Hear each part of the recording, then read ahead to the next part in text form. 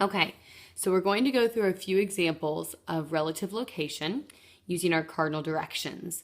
Many of you remember your acronym from elementary school, never eat soggy waffles.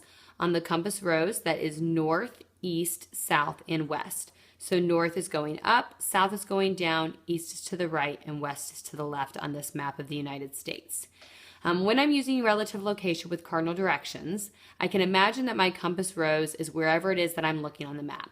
For example, if I'm going to talk here about Kansas and Nebraska, I can imagine that my compass rose is here in Kansas with north, south, east, and west. With that compass rose, I can now know that Nebraska is north of Kansas. Missouri is east of Kansas. Oklahoma is south of Kansas. And Colorado is west of Kansas.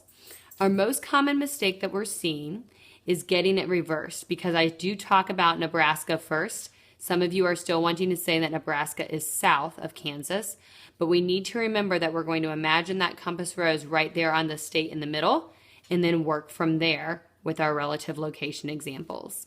If we want to try another one, let's go over here to Wyoming. So we have Wyoming.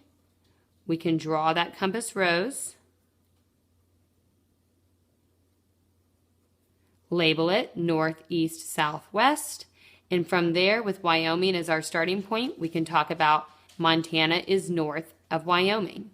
South Dakota is east of Wyoming. Nebraska is also east of Wyoming.